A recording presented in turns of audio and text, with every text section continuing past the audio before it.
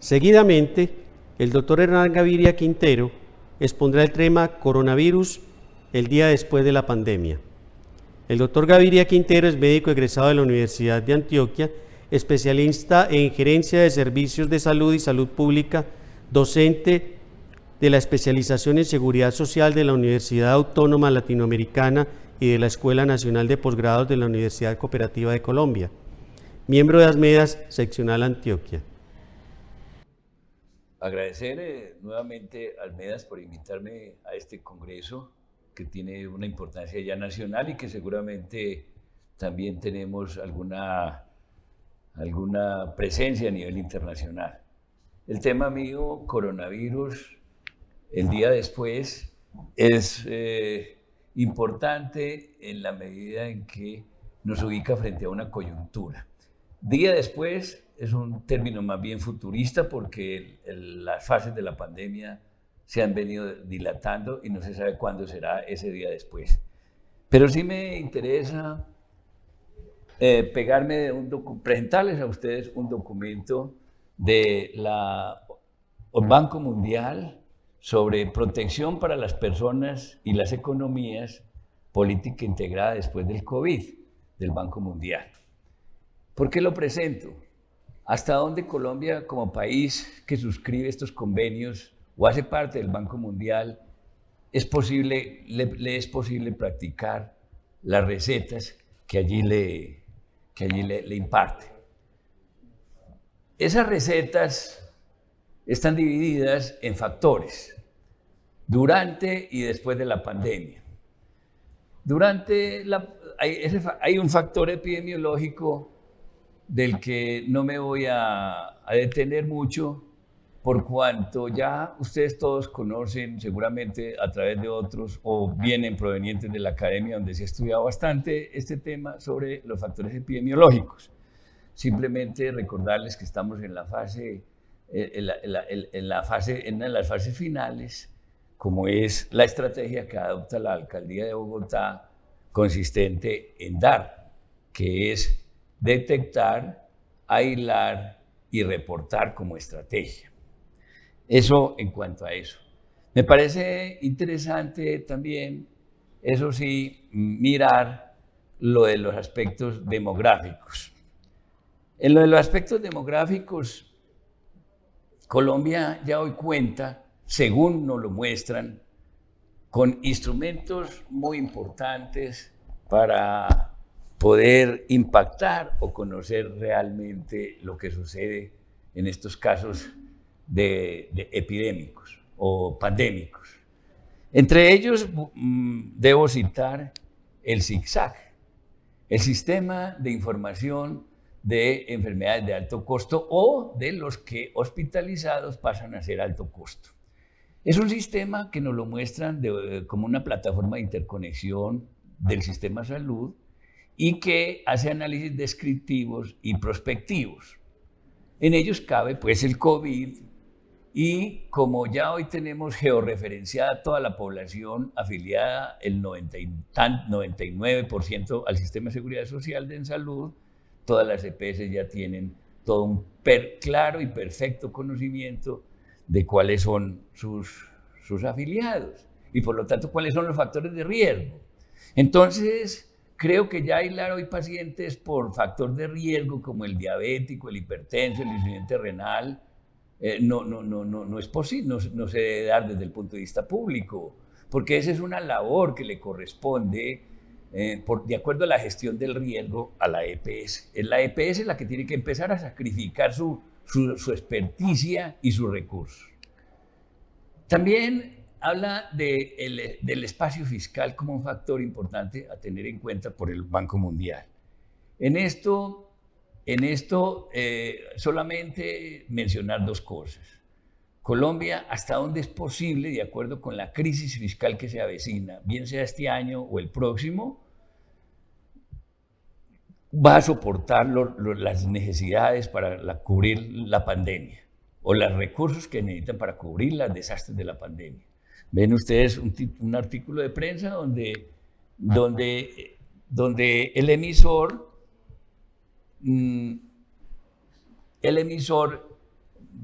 propone que se necesita una reforma tributaria para dos cosas. Uno, o para aumentar la tasa de recaudo, o dos, vender activos del Estado, para poder de esta manera cubrir un 70% de la deuda externa que equivale al 70% del Producto Interno Bruto, o en algunos casos más pesimistas nos hablan de que la deuda está en el 50%. Pero aquí lo que me interesa destacar ante ustedes es cómo se necesitarían el próximo año 28 billones de pesos para cumplir las necesidades de la población de esta pandemia, adicional a los que se gastaban en el día de hoy. Lo que es imposible, lo que genera una gran crisis ya desde el punto de vista fiscal. Lo otro que alerta el Banco Mundial es cuál es la capacidad de los gobiernos. Y no quisiera entrarme en muchos detalles, pero ustedes saben hoy la debilidad que tiene el gobierno actual para convocar a una unidad o a un propósito único a nivel nacional. Solo Bogotá es una muestra.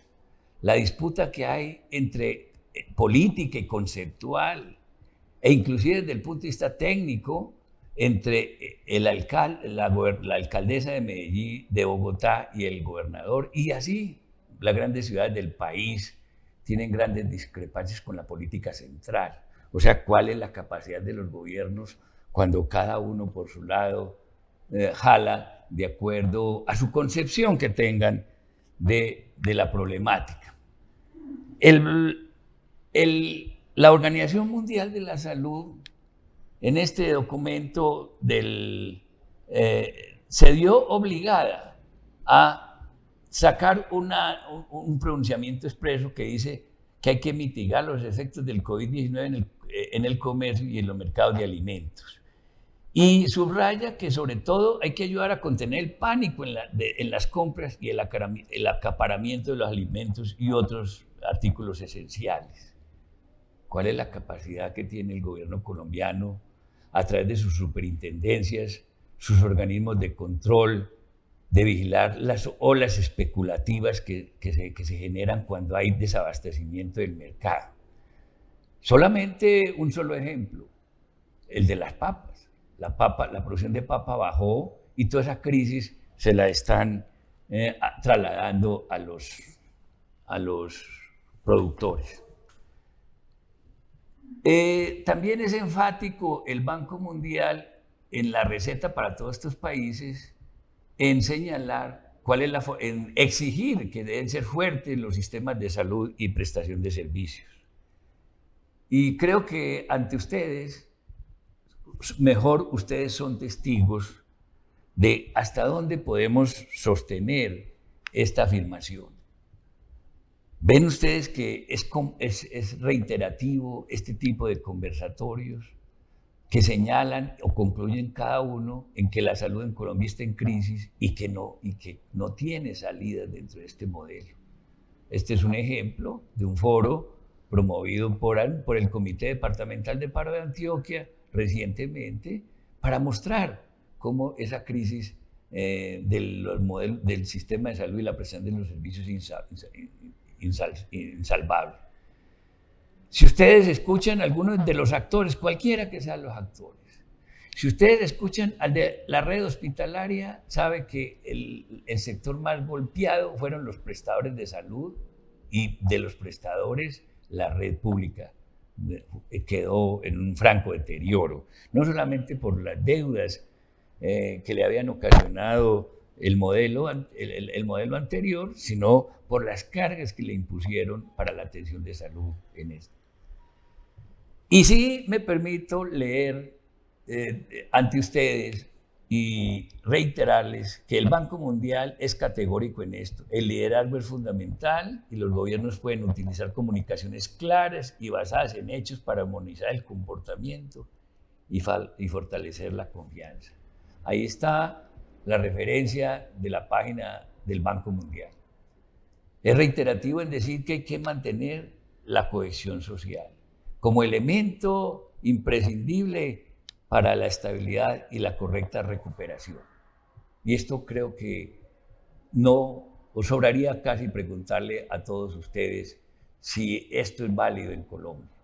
Saben del profundo fraccionamiento, de la crisis que hay, del antagonismo que hay inclusive hasta entre los sectores que dicen apoyar al gobierno. ¿Y qué decir hoy de la férrea movilización social?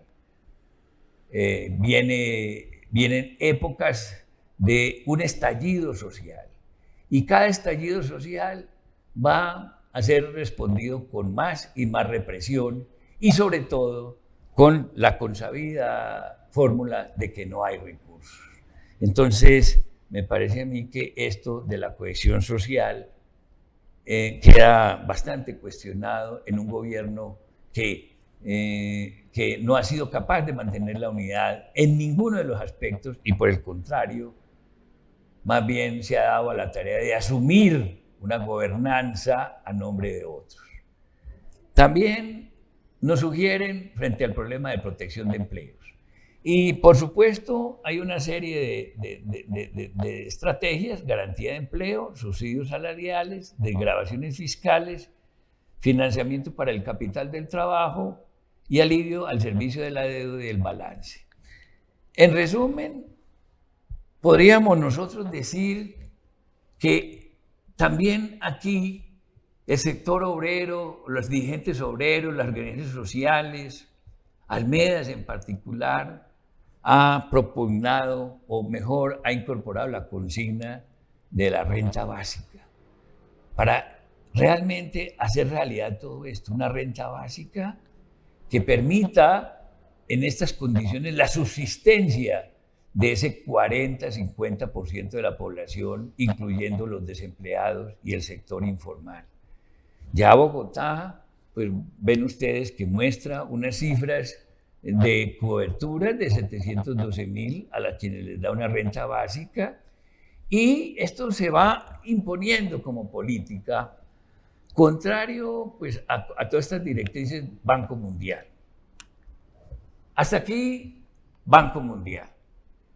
Pero sí tampoco puedo, me quedaría incompleto mis apreciaciones si no pongo de presente este punto de vista. La Organización Mundial de la Salud, el 23 de septiembre de este año, sacó un artículo en los siguientes términos: digestión de la infodemia sobre el COVID, promover comportamientos saludables y mitigar los daños derivados de la información incorrecta y falsa. Es decir, es consciente la Organización Mundial de la Salud del grave daño que se ha hecho con la propaganda errónea y falsa. Y creo que en los medios académicos han hecho diferentes pronunciaciones. Alabo, por ejemplo, la iniciativa que tuvo la Universidad de Antioquia con su profesor Javier Mauricio Sierra de dar una charla que tituló Infodemia, avalancha de información y desinformación. Y nos dio definiciones básicas que quizás para muchos de nosotros no manejamos o nos eran desconocidas. Disinformación, información deshonesta para confundir o manipular. Misinformación, información engañosa, creada o diseminada sin intención maliciosa o manipulativa. Y malinformación, información real usada para dañar. La pregunta, ¿conocen ustedes, saben ustedes mejor que esta es el ABC de la clase política colombiana? Mantener la desinformación para poder mantener una zozobra. Y me perdonan, al pueblo hay que emberracarlo para que vote en contra de la izquierda. Eso creo que fue una experiencia clara pasada. Y también nos habla en la Universidad de Antioquia, en esta charla, de que hay unas teorías, la teoría de la conspiración, son narrativas de eventos o situaciones, planes secretos para llevar a cabo acciones siniestras, creencia, afirmación de que algo es verdad independiente de que sea racional. Nos lo dicen, ahí está la fuente, que nos parece bien traída esto. Las teorías de la conspiración son sistemas de creencias monológicas, un diálogo entre unos, es una explicación simple del mundo y hay unas ideas que refuerzan eso, y reforzar una idea para reforzar la conspiración. Y nosotros podríamos creer que esto sucede afuera. Perdón, a que esto solo sucede afuera. Indudablemente tenemos un gran maestro en este momento de manejar la teoría de la conspiración, como es este señor Trump, que titulares como estos nos dicen todo. Trump dice que contraer el COVID fue una bendición de Dios y promete que hará el tratamiento que recibió gratis a todos los estadounidenses. Una burla a una sociedad informada como puede ser la sociedad americana.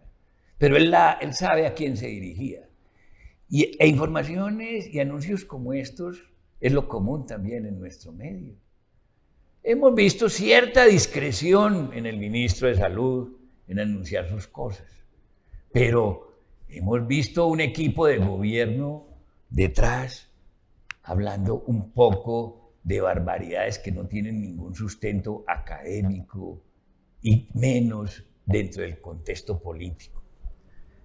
Podríamos hasta disculpar a este señor de saber que la teoría conspirativa es lo único que nos ha venido enseñando y recalcando últimamente. Aquí dice, y también ha acusado a la Organización Mundial de colaborar y no ser dura con China por la pandemia. Es la clara teoría de la conspiración. Sale la Organización Mundial de la Salud, como bien ustedes lo recuerdan, a confirmar que en sus investigaciones no fue producto de manipulaciones malintencionadas en laboratorios chinos, como se nos quiso decir en un principio. Y aquí dice también otra vez Trump, desde el inicio de la pandemia ha sembrado la sospecha de que el virus haya creado de la China. Twitter advierte a Trump que por dar información engañosa, al decir que es inmune al COVID, llama la atención. Y en ese sentido, redes sociales como Facebook, Twitter y Google van a entrar en una audiencia precisamente para llamar la atención de estas cosas que no son más que teorías conspirativas que hacen parte de la infodemia. Colombia hoy vive una gran movilización social por la minga y que ya han venido preparando el ambiente para decirnos que un posible rebrote son por los 5, 10 o los miles de campesinos, estudiantes y obreros que marcharán sobre Bogotá como responsables del rebrote. Estas son las teorías de la conspiración. Señalar a otros lo que en un momento dado no es esa explicación válida. Y es por eso que, en resumen, creo que el Banco Mundial tiene su acierto en haber trazado unas directrices, pero también creo que en espacios como estos nos vemos en la obligación de señalar ante ustedes que el gobierno colombiano en estos 2 años, en este día después de la pandemia, que no sabemos cuándo es, le quedará imposible cumplir con el recetario del Banco Mundial, por lo menos en los lineamientos que quiso trazar. Muchas gracias.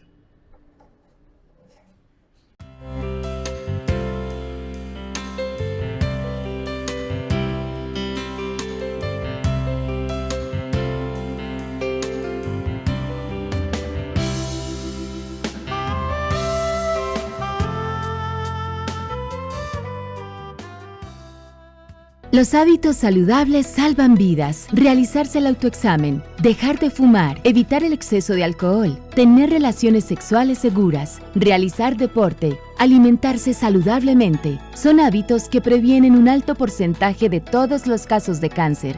Unidos podemos vencer el cáncer. Unidos, Gobernación de Antioquia.